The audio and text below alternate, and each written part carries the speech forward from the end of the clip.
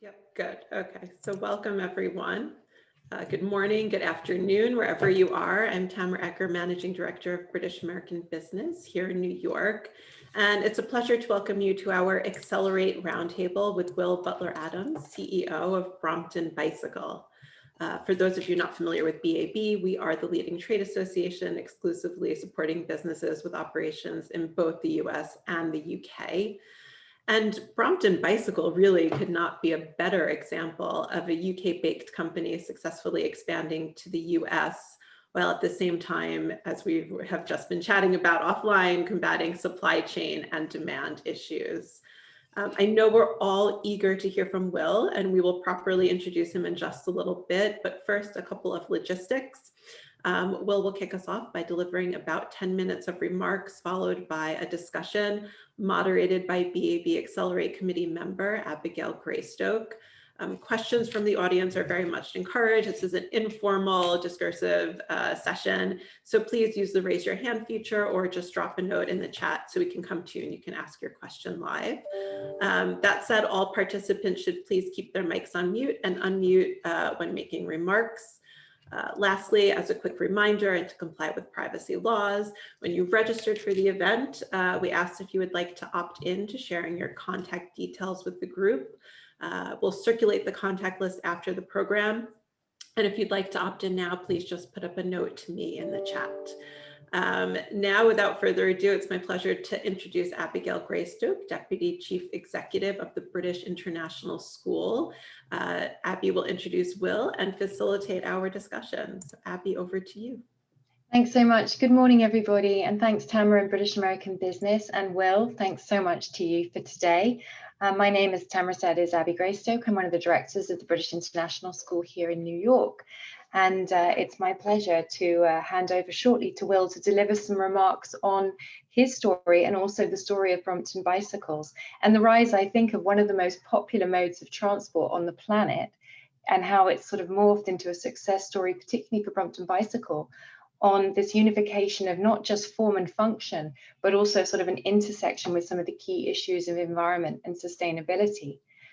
It was interesting in researching for today's session that the UNEP, the United Nations Environment Programme, described cycling as a mode of transport that enhances urban quality and facilitates social cohesion. So I think this is a wonderful way of illustrating how you can be so much more than just a product, but actually a successful and an iconic business making a real impact. So with that, it would be my pleasure to hand over to Will for remarks, to remind you to please drop any questions into the chat and to kick off the session. Well, hello, everybody. I'm not trying to be trendy with one of those cool, trendy black numbers that people in Google wear. I actually rode in this morning and I'm in my cycling shorts and I forgot my normal stuff because I was in such a rush this morning that I'm wearing my Brompton cycling top. So excuse me, it's just not trying to be sort of all, you know, black and trendy. So I've been at Brompton for nearly 19 years, knocking on the door of 20 years. I joined in 2002. I'm an engineer by background. I bumped into somebody on a bus. There were about 27 of us making bikes. I thought I was actually going to go to INSEAD and do an MBA. And I've got all the MBA stuff I needed in this little company making these funny little bikes. And it's been a real blast. I would say in the early days, when you're studying and when you're learning, all you see is best practice. And of course, when you get into real business, what you mostly see is not best practice because they only show you the best practice to study at school. But the reality is it's just completely miles away. So, you know, Brompton was just heaving in inefficiency. It had a stock turn of 1. There was crap everywhere. I was rushing around, fiddling about, trying to make it better. And I found fairly early on, I'd worked in project management before I joined Brompton, that what I needed was people who had the knowledge that I didn't have. And that's what I started to do, was to find people. I didn't have much money. We were a bit short on cash. So we used options. And so we gave away equity to get good brains, mostly better brains than mine, in skill sets that we and I didn't have. And that allowed the business to start operating more efficiently and to have more ambition. And then I suppose once the basics were in place, you start to think about who you are and what you're about. And really, in 2008, I took over running the business. I did a sort of management buyout. And at that point, we set a clear ambition that our mission was to change how people live in cities.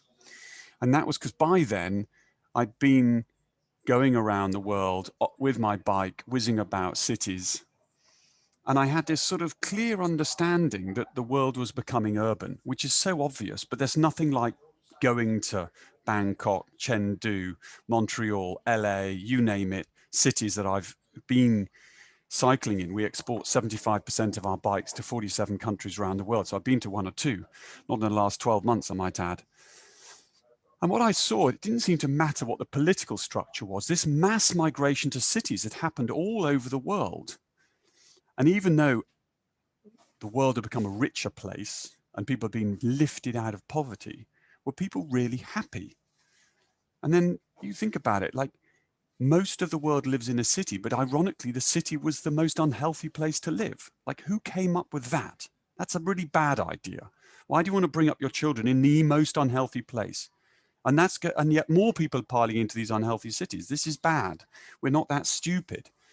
And so I then became the nutcase on the soapbox, standing outside the subway, the metro, the tube, going, what are you doing? Going down that hole, you nutter, with your overpriced latte with a couple of slugs of some yucky juice, which costs you a fortune. You live in an amazing city. There are parks, canals. There's this thing called a bicycle. It's been around for 100 years. Get on that and pedal and feel alive and feel the rain and get to know the back streets and the cool cafes, not the rip-off-villes, and learn about your city. And they just mope past me and they're sort of sicking on their lattes, going down the hole in the ground. Then they're shoved up somebody's armpit in the tube. They're paying for this privilege and they're jiggling along, and then they go to work and come back. And the nutter's still there on his soapbox telling them this is a bad move. And I suppose, in the early days, I'm 6'4", I ride a bike with small wheels, I've got long legs, the other people on the bike, they tinkle their bell and go, you look a bit weird, but you're cool. And that has eventually, it's began to become not so weird and a bit more normal because people are realizing and waking up to the realization that what are we doing? This is nuts. And this has been accelerated by what we've all been through in the last 12 months. And what is so exciting, and even in the great United States of America, where the six-cylinder, there are more Suburbans in Manhattan than there are Bromptons, which is the biggest, totally ridiculous thing I've ever seen, belching out smoke. And when I'm on my Brommy whizzing up and down different streets, I can get right up close to those tinted windows and see there's nobody in the bloody Suburban. It's just chugging around with nothing in it, even worse. But even in the US, where, the big is great, and obviously in Japan, the Brompton makes sense because everybody in Japan likes little small cute things. But in America, I'm trying to sell something that's tiddly and small and everyone likes big. But there is this realization and this awareness that things need to change at a government level. And notwithstanding some of the different ambitions of the president of the US, because of your federal and state legislation, the momentum at state level has continued. And the investment in cycling infrastructure and the encouragement of e-bikes and the education of the opportunity that we can use to do more walking and cycling and just make our cities more human-centric. So for me, I think we're at a really, really exciting time for redefining what we want out of our cities around the world. And from us as a business, we've been quite conservative. We've never had debt. We've funded the business out of cash. We're sitting on about 10 million quid in the bank. When I took over, we did take on some debt just to complete the management buyout. But since then, we've grown out of our cash. And we're a private business. We're owned by the founder and his mates. Me and my mates, our staff own about 20%. But, we sat together about 4 months after lockdown when we suddenly saw this opportunity and this huge surge of demand for bikes. And as a team, we literally had one of those moments where we sat down and go, are we going to go for it? We're like, sod it, we're going to blummin' go for it. So we are literally picking up all the chips that we've nurtured and looked after, and we're sticking them on the table, and we're going for it, because you get this opportunity once in your career, if ever at all, where everything aligns. And now is the time to go for it. We took on 150 people last year. We're looking to take on 220 people next year, which is as of April this April coming. We're investing heavily in our US team to grow that and to invest in awareness, and doing the same in Germany and Shanghai. So it's pretty exciting, a little bit scary, and there's Brexits and there's logistics and there's supply chain shenanigans going on. But hey ho, champagne problems. That's sort of it. Thank you so much, Will. I think I wanted actually to pick up specifically on some of those pieces that you've talked about. And actually, I came across an article that you'd written and were part of for the BBC on the acceleration of the sales in the biking industry and the bike boom that COVID had obviously facilitated, as that's probably not quite the right verb. Well, it is a bit like that. I mean, it's tragic what we've gone through, but you've got to have positives that come out of tragedy. And if how we think and move and live in our cities over the next 50 years is a positive comes out, we shouldn't be shy to say that. No, absolutely. And I think that was sort of one of the burning desires for all of us going through it, whether we were here in Manhattan or we were in leafy England, was how do we find, if we're in a space where we're healthy and well, and we have things, relatively, how do we find some pleasure and some moments, as you spoke about? But I wondered, one of the pieces was sort of those stranger impacts that we were talking about before we started the session, like the unexpected, not so obvious impact of coronavirus, but also government politics and the product, and thinking about the UK on the back of Brexit also. Could you chat us through a bit of the processes and planning that kind of within the organization you were looking at, and how possibly some of those processes and preparations were brilliant and helpful as we moved into COVID or out of Brexit, and how maybe some of those were a little less as you had thought? So none of us knew COVID was coming. That came at us like a sort of bullet. But we all had so much time. Well, certainly those of you well, I think all of you, if you're involved in British American trade, we had so much flipping time to worry about Brexit. It was virtually a sort of shaggy dog story, and we are free trade. I mean, I free trade all the way, because the dear old consumer doesn't understand about import tariffs and all these other weird things. They can't understand why it costs more in one country than another in this great world of visibility through the internet. So, I would have been for staying inside Europe, but hey ho, we've spoken. And 5 years ago, incredibly, we just took the decision to plan for the worst. When you're not in control of a situation, you have to make sure you've covered yourself for not being taken out. And it doesn't matter whether that's FX, whether that's Brexit, whether that's some indirect thing that you are not in control of. But what you shouldn't do, and unfortunately what happened to a lot of business in the UK, is think that somehow by worrying about it incessantly for 5 years, you're somehow going to affect the outcome.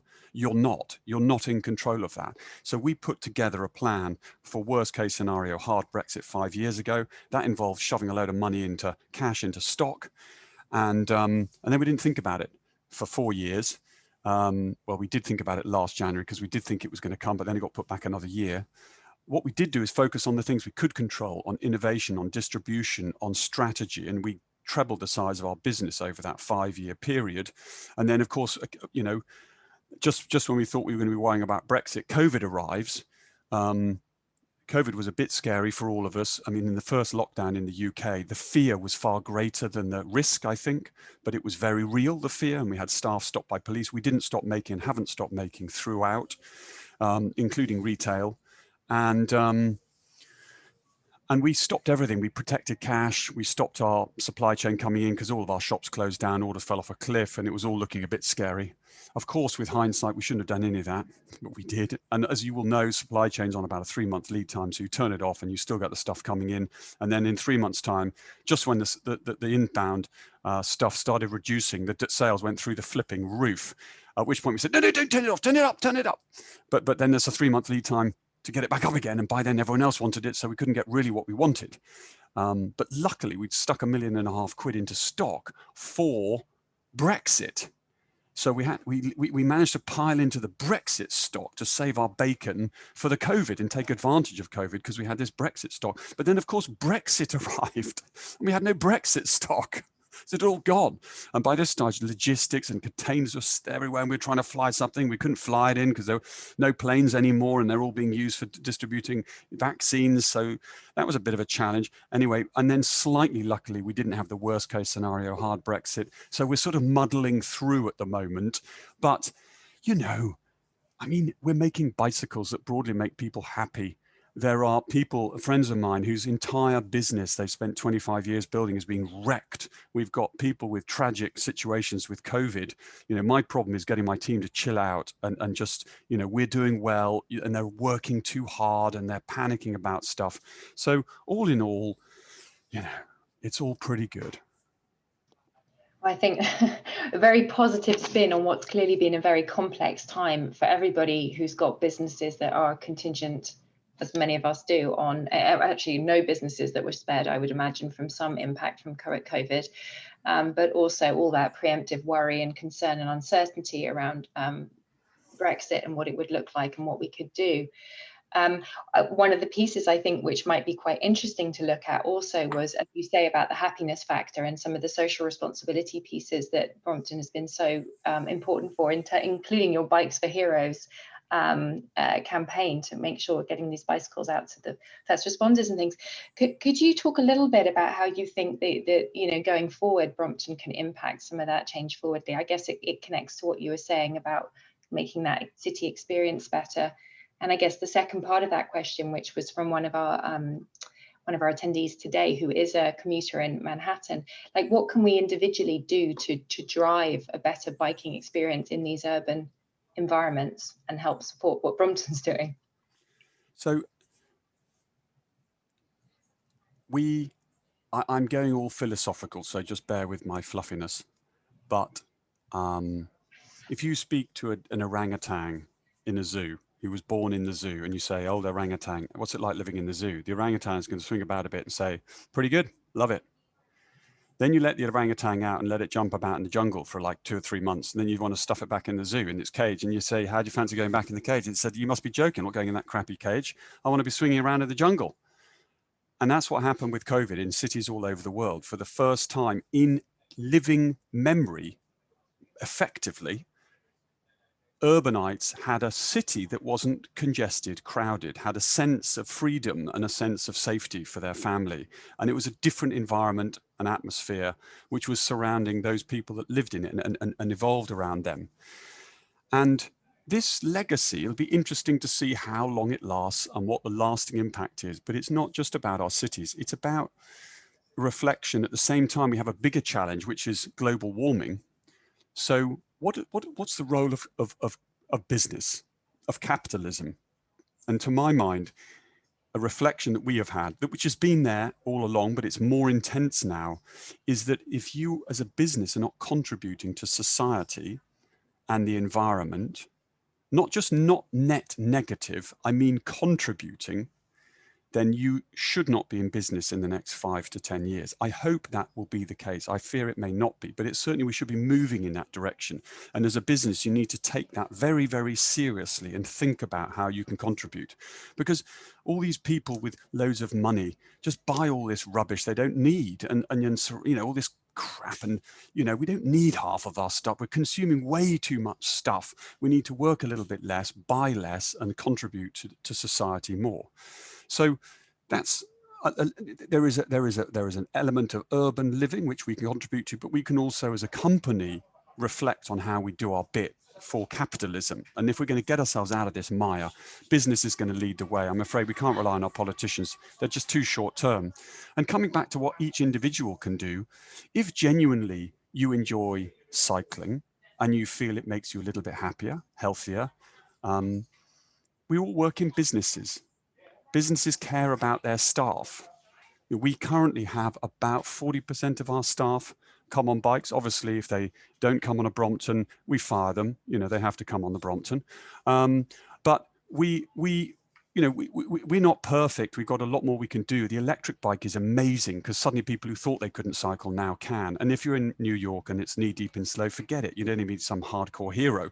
But just there's a lot of times when it's great to get on a bike, and people haven't done it since their parents running behind them, teaching them how to ride a bike. And that has to change.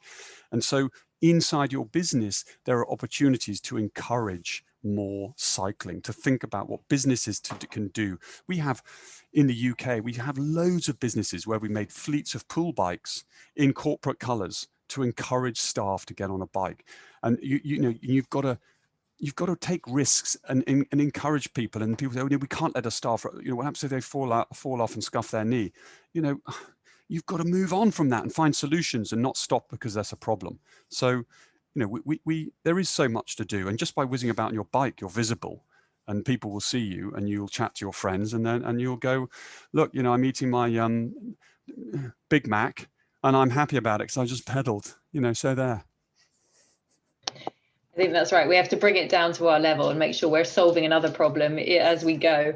Thanks so much, Will. I mean, you talked earlier about making it better, making organizations better as you look at scale and growth, and obviously the importance of knowing who we are and who we need to hire and bring in to help push business forward. One of the questions from our attendees is asking about what were the keys for the business development success and scaling up to become this sort of global business. Interested to hear about what's driven that sales growth, and always interested to hear what the challenging aspects were of operating in a US market specifically. So the biggest, we have as we've grown, we've had to articulate what we are and what we stand for. And one little thing is inside, we have our vision, and then we've broken it down into little bits, and we have departmental, you know, vision. And like we pay within 30 days, and people join our company and go, well, I can get it to 60. And we're like, we don't want you to get it to 60. We want you to pay within 30. We're not shit on our suppliers, you know, and they can't get that. And we, the other thing we have in our HR policy, it says Brompton does not employ egos. That's really important because we can't have prima donnas in our company. We're all pretty average. I'm up the top leading the Mr. Average, and but as a team, we're totally awesome. And when you're growing a team, you need to know that your role is to serve your staff. And people say that and they put the posters up and actually they don't mean it. You know, people want to please. You go and find people who have knowledge that you don't have. So how the hell can you tell them what to do? You've got to allow them to bring their knowledge and change your business. But what you need to do is tell them where you're going. And that's the main job of leadership, is clarity on where we're heading. And once you know where you're heading, you know what the gaps are and you can bring the people in. And they join our company and they'd say, right, so I've done my induction, you know, built a bike. Now, what do you want me to do? And I'd look at them like they're some three-headed frog. Say, what a silly question. I've got no idea. That's why I employed you, you muppet.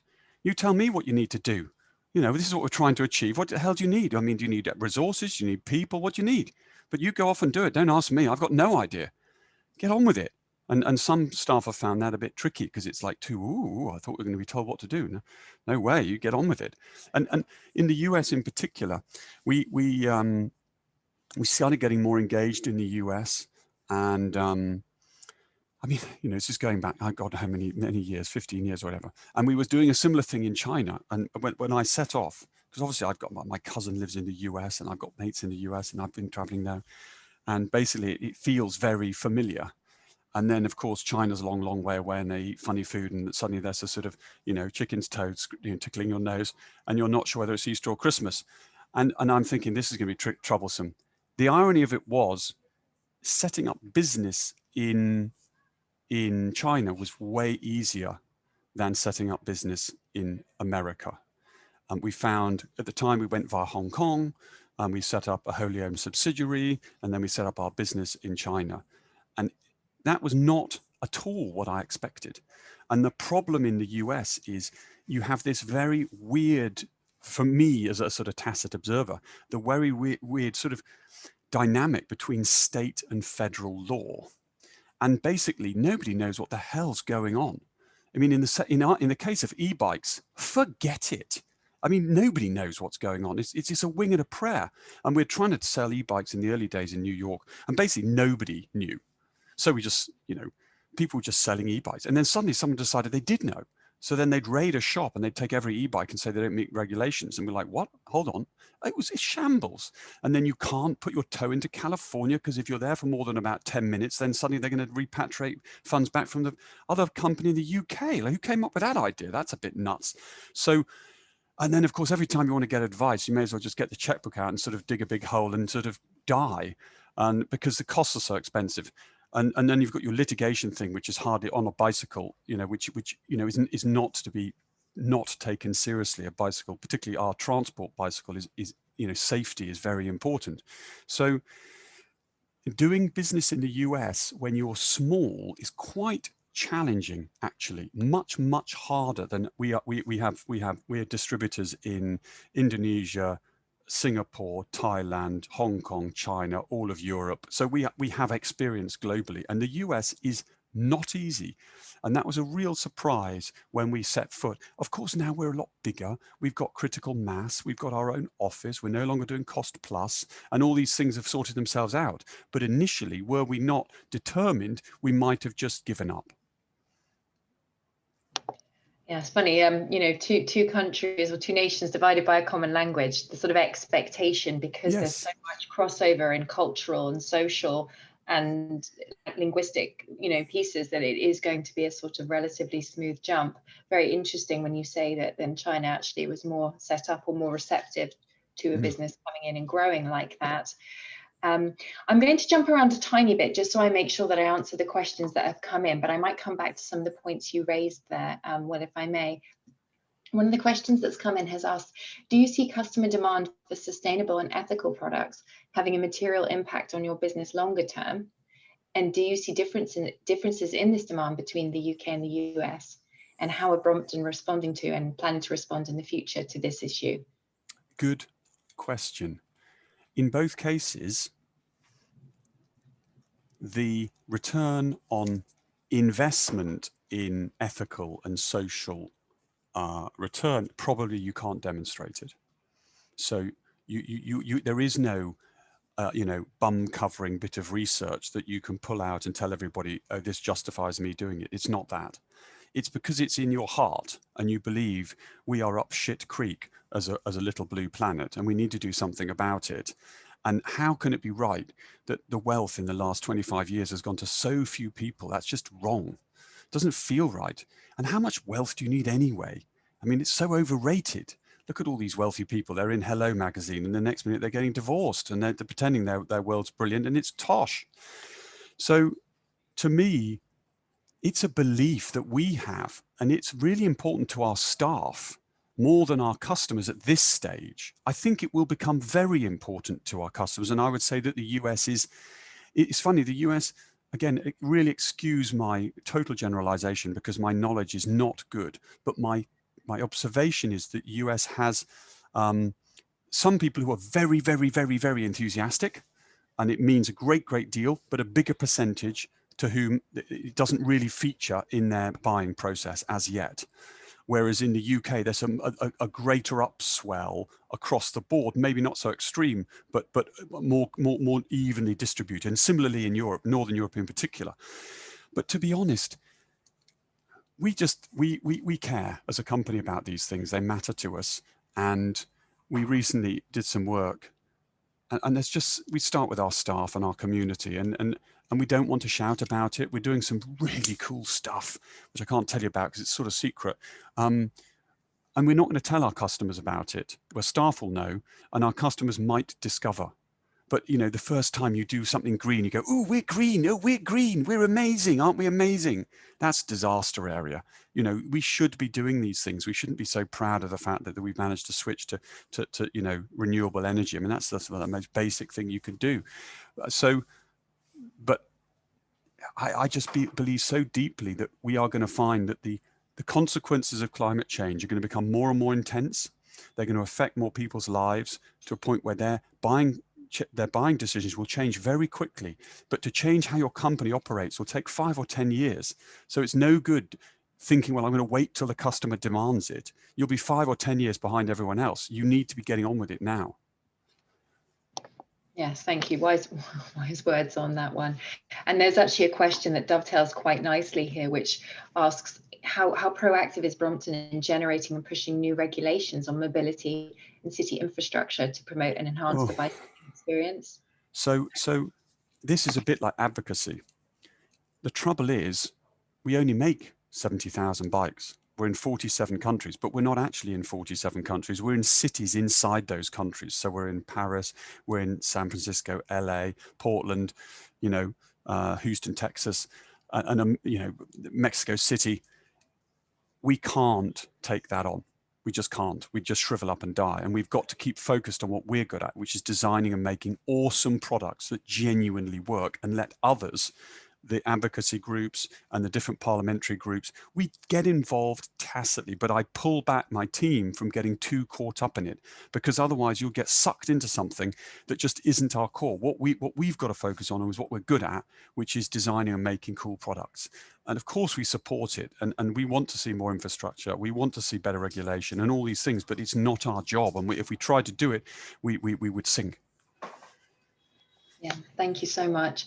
And actually moving on to the people piece, which is clearly kind of critical to success in any of our organizations. I've got two slightly connected questions, which I might do I'll do them separately just to kind of keep everything on thread. But when you talked a little bit about the no egos allowed, one of our queries here is, how do you structure the company so that the management are servant leaders, KPIs, review, etc.? So how does it actually manifest in practice? The most important thing is the person who's running the show. You need to be vulnerable. There is this big problem in politics and in business, not helped by this new thing called the entrepreneur that popped up about 20 years ago.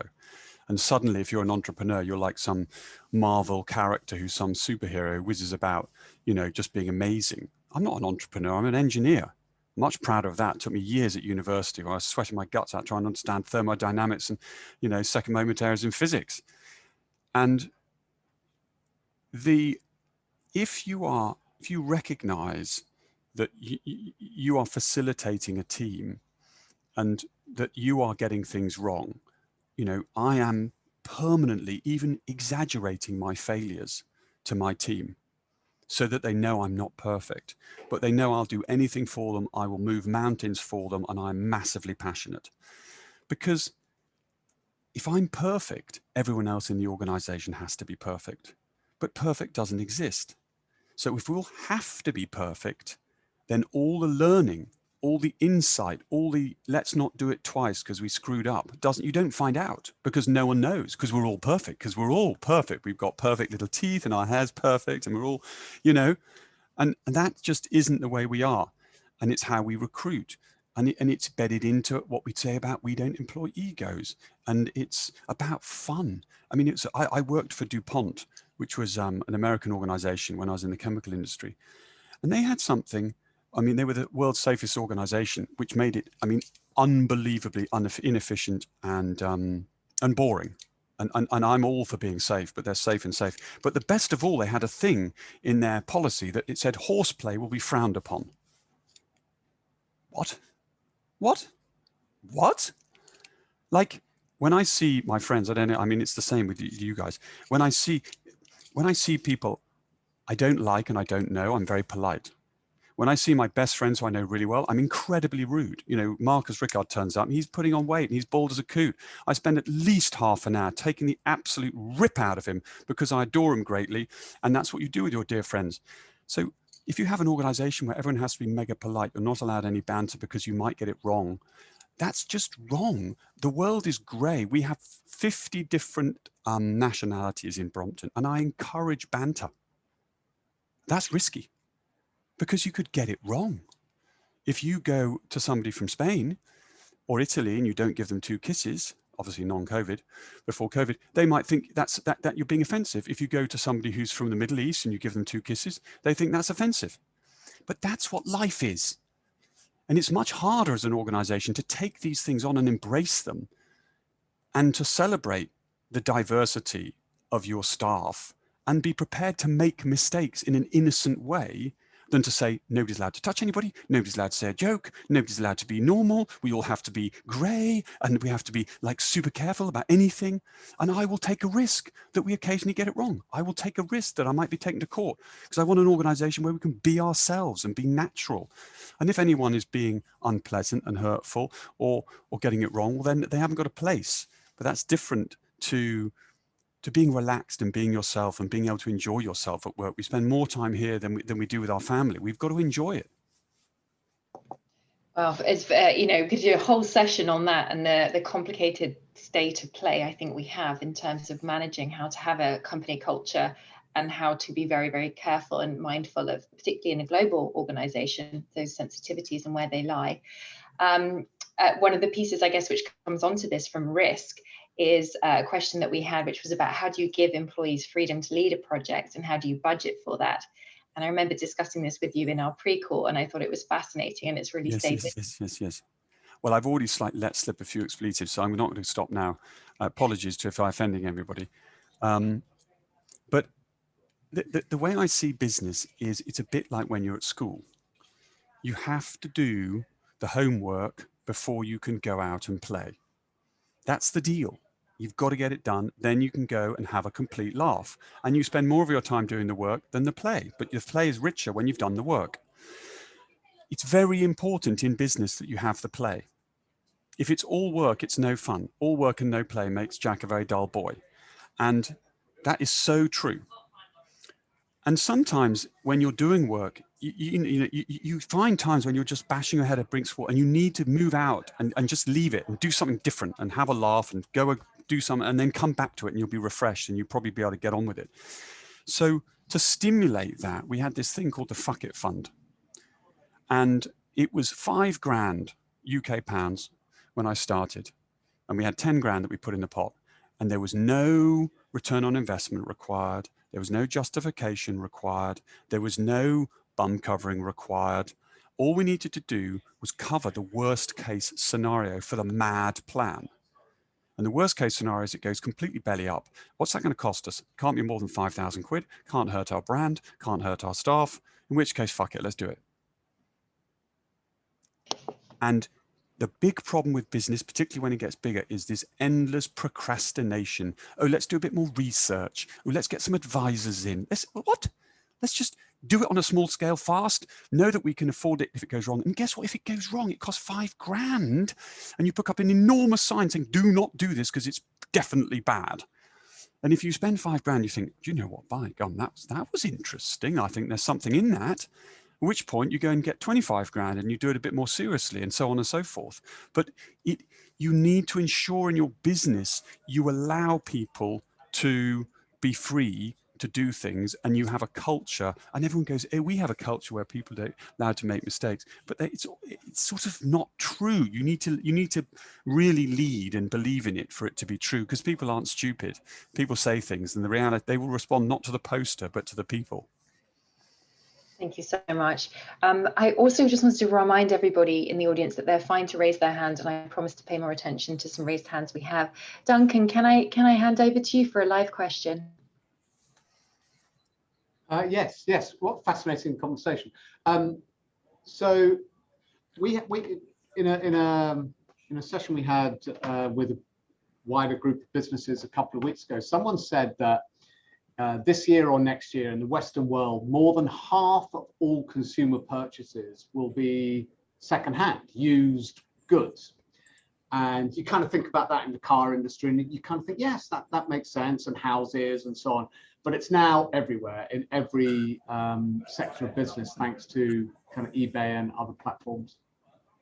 And I just wondered whether you've thought about that at Brompton. Do you Yep. see Brompton having a role in the resale market of your own products? And if so, how are you thinking about that? I mean, I happen to be a mad keen cyclist, and I end up late on Friday nights buying bicycles on eBay more than I should do. So I know how that works. I'm just curious about your thinking about that. So I encore to secondhand because it comes back to ironically in business we need to be anti-consumerism for consumerism's sake. What we need to be is delivering products which are really used until they've delivered their absolute use. And so we will encourage, and we have a strategy going forward to encourage our customers to use the bike in the most effective way and not sort of hoard and collect. Some of that going on in Asia as it happens. So in the context of where we are at the moment, there is a very strong second-hand market for Bromptons, which we're not involved in. And at the minute, there are some technical reasons why we can't. It's very difficult because a bike fails due to fatigue, and it's very hard to know the life that a bike has been through. But if you're looking at where we're going strategically, we want to make our bikes smart. So we will incorporate IoT in the bike to collect data. In the context of a bicycle, what you need is effectively a strain gauge. Because at the moment we say to our customers, "Ooh, when the bike's 5 years old, you need to change the handlebars because they're aluminium and they are failing due to fatigue." Well, I mean, there is no correlation, really, a teeny weeny correlation, but for the purpose of this argument, there is no correlation between time and fatigue. Fatigue is based about, is about number of cycles and the impact of the cycle. So what we really need to know is, how heavy somebody is, whether they've been jumping over curves and potholes, and how many miles they've done. But we had to do a recall of 144,000 bikes because 0.1% of the 144,000 might have had a failure, but we didn't know which the 0.1% was. It certainly wasn't, the vast majority of our customers, but we recalled the whole damn lot. So once we can understand and make our product more intelligent, we'll be in a better position to ensure that the bike is used right to the end of its life. And in our case, I'd say 75% of our customers change parts before they need to, and 30% of our customers don't change the parts at all, even when they're told to. And for the 70%, that's a waste of resources. And for the 30%, it's actually dangerous because they might have an incident because they're carrying on riding a bike. So we need to embed technology into the bike to make that more efficient. So I absolutely concur, and I think it's the way to go. And again, it's in our field of vision, and then you've got circular economy and all of that stuff. And that's why I was saying earlier, these things are a 5 to 10 year lead time to redefine your business and rethink how you manage it, because setting up global systems to efficiently manage some of these things is quite tricky. It's all doable. It's just implementing it isn't that quick. That's a great answer. And actually, I'm going to steal the limelight and ask a question that it made me think about, which was talking about the intelligence and the smart bike, the role of technology, and also thinking about people bouncing around on bikes and possibly carrying a little bit too much post-COVID. Do you have any perspectives that you have on things like Peloton and the rise of that type of a new industry around biking and the stationary biking, and I guess the technology which has become kind of the USP there in some respects? Yes, so I mean, basically, it's all good, and the only thing I slightly fear is if you get too caught up in these things, it's a bit like buying a yo-yo when everyone else in the playground had one, and you enjoyed your yo-yo for about 2 weeks, and then you wonder why you've got 7 yo-yos, and most of them don't look like they're being used. We need to really think. I mean, the reality is, if you're living in New York or you're living in London and it's winter and you can't get exercise, who wants to go outside when it's freezing flipping cold, it's lethal on the road, and you want to keep doing your exercise? It's, I mean, awesome. You can hop on your Peloton, and if you can add a bit of competitive spirit into it, that's even better, because it makes you ride a little bit harder than you thought you were going to ride. So these things are really positive, but they need to be, we just need to make sure that we're thinking about it. I mean, if I was being a purist, which I am, if you live in a flat, to have a Peloton, an electric bike and a pedal bike doesn't make sense. What you need is a bike that can be a Peloton when you want it to be a Peloton, that can be an electric bike you want it to be an electric bike, it can be a pedal bike when you want it to be a pedal bike, and then you have a single frame that's the best frame in the world, but can do all three. And then you don't need to buy 3 things, you can buy 1 thing, but buy something better quality that lasts longer. But again, you know, these things take time, and you can design them in if you're starting from a fresh sheet, and there's plenty of opportunity to do that. But it comes back to the same themes of directing how we think in an organization in terms of, you know, recognizing that we have some bigger issues that we need to sort of absorb into our company around society and the environment, that need to be sort of ripple through everything that we do, not in an extreme way, but in a considered sort of gentle way, and they affect the direction of where we go.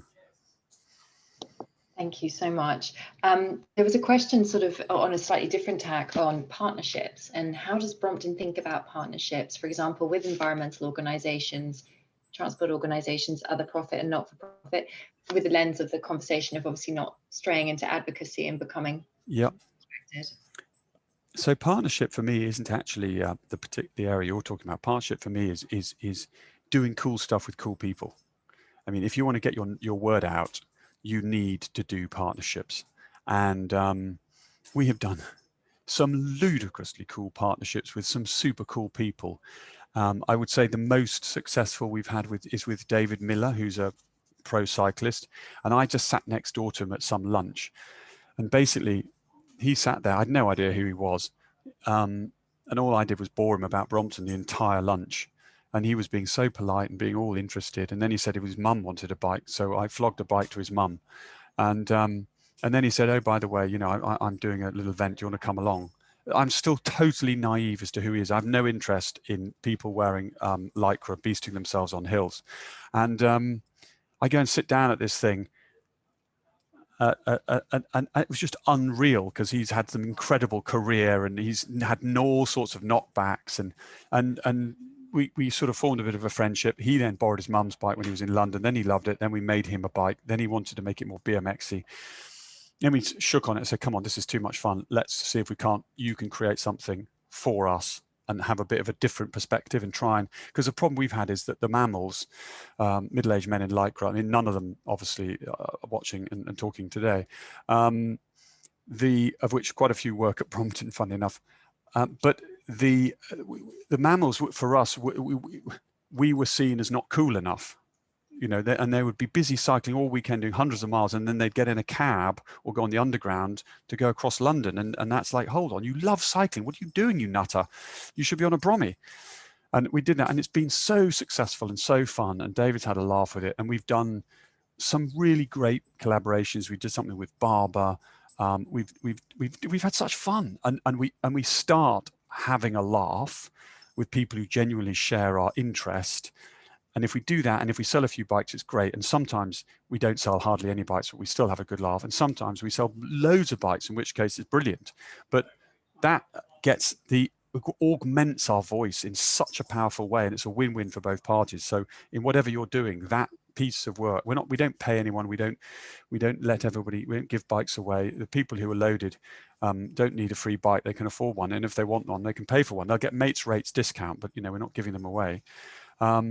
And then in terms of partnerships with other organizations, we have something called Brompton Bike Hire. It's a pretty mad scheme, and I have to say I'm slightly biased because I've been heavily involved in kicking it off, and my team also, you know, it's well known that I'm not objective when I'm talking about that little baby that I've nurtured for 10 years. We've sunk about 3 million quid in it.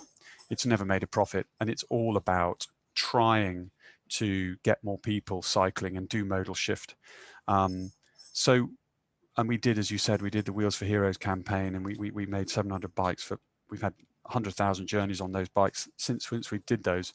So there are things we're trying to do, but we are a profit-making company, but equally we have a very, very strong purpose. So we don't feel it's needed to start just giving away money necessarily in order to make ourselves feel good. What we can do is invest that in our staff, invest that in the advocacy work that we do with our own bikes. And then we've got some other mad ideas, which there's the same mad idea I was telling you about. That's going to cost us some money. But what we're trying to do is we are testing it in the UK, but we recognize that whatever we do in the UK has the scope to be replicated globally. And I suppose, I mean, that's the piece in terms of testing markets as well. is testing it in your home market, but then knowing which levers to look at to pull, both in terms of branding and marketing and distribution and supply as you start to spread. Do you feel that the growth and the scale of the organisation is at a stage now where you kind of understand what parameters to put on top of the UK lens as you go out to market elsewhere? No, we haven't cracked that yet. I mean, we've decided. So we export 75%, and everyone goes, "Oh, well done, you're a global brand." We are not. We're still a London brand. We've made a bit of progress in Brussels and Barcelona, and New York is coming, but really, no. You only have to look at the stats. There are 60 million people in the UK with about 2.5% cycling, and yet 25% of our sales are in the UK. You know, in the 47 countries that we trade in, when you look at the average earnings of that population where we are trading, there are probably about 2.5 billion people that, you know, could possibly be a Brompton customer.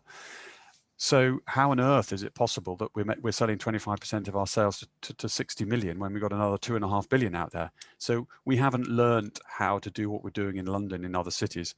So we are taking a punt back to what I referred to earlier, and we're delegating, we're creating a unique operating team in the US, Germany, and Shanghai, totally independent P&L, independent board, independent advisors to bring autonomy, because the problem is we've been a bit too, you know, here's a bike that suits the UK and you can have it if you want it. And that's not the way to go. We need to be led by our regions telling us what they need and want for their customer, and much more customer focused, and trying to deliver that autonomy and breaking up the business and stop it getting too big and allowing those people to have responsibility and kick our ass if we're not delivering to them is what we need. Thank you so much. So I've got one more question on the feed here, and I'm also then going to hand back. I think Tamara might have a question too. So just one quick one here on how and when do you take that leap to open up offices in new cities and jurisdictions, and what are the key steps before you can move into sort of a commitment there? So it comes back to the fuck it fund. You won't be surprised to hear. You just got to do it. You can start with one guy. You can, you know, you can.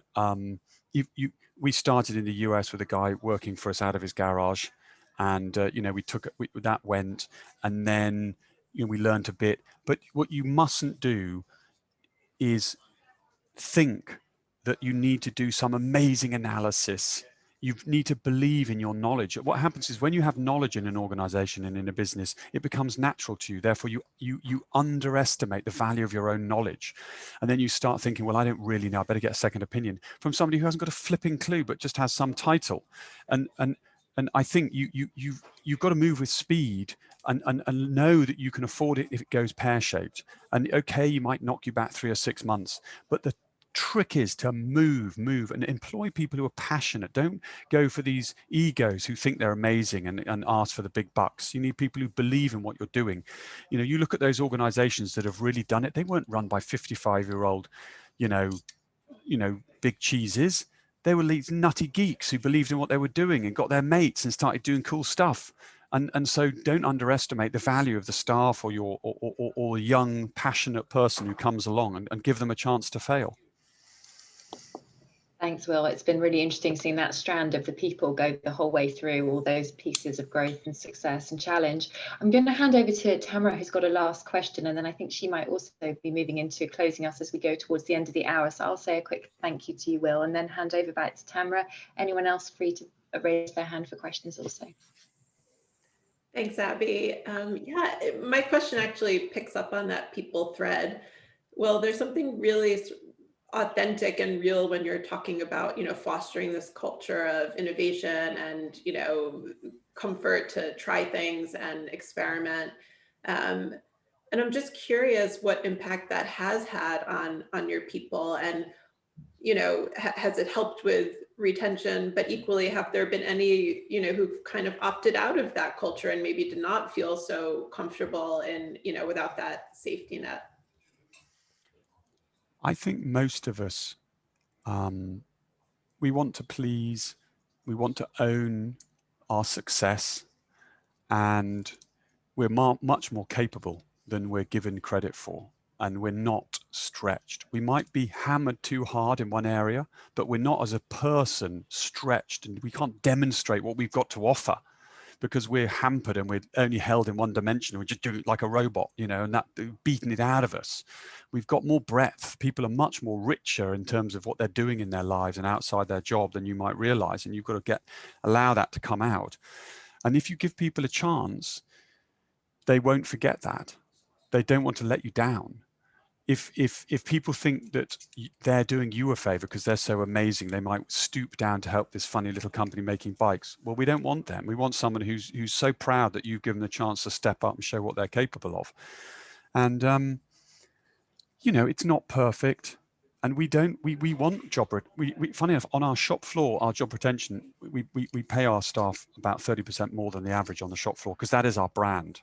We are very, very careful about our shop floor team, and also they're not on a career path, and they need to have a family and look after the family and have a real career inside our company.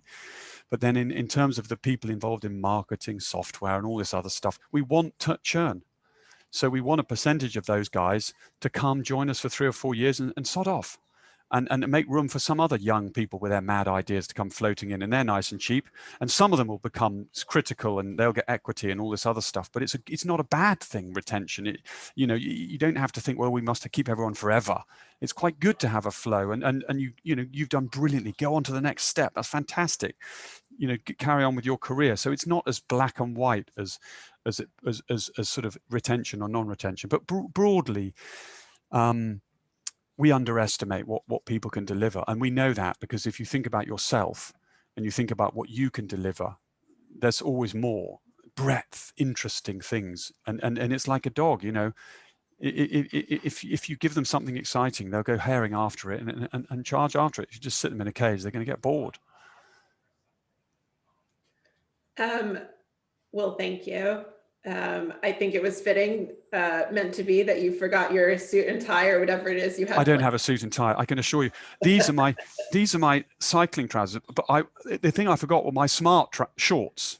I would have been in shorts ordinarily, and I would have had my Brompton top on, which is a sort of t-shirt. So yeah, the shirt and tie is long gone. Fair enough. Fair enough. Thank you so much. On behalf of our members, on behalf of the Accelerate Committee, my sense is that there's so much more to come in terms of this story of expansion and growth. And so I hope we can invite you to come back again and chat to us in a year's time to see how things have developed. I want to come and have a bloody great big knees up and get you all on Brommies, go and drink some fine ale and go whizzing around New York and munch on some good food. I mean, this is all fine, but it's not nearly as much fun as actually all getting together and have a proper knees up. Well, I think many in this group would enjoy seeing me and Abby on a bike around trouble. New York City. Easy. Put the Louboutins on, the heels hang out the back. You've got no trouble at all. You'll be flying across Manhattan. Well, thank you so much, everyone. Thank you for joining us.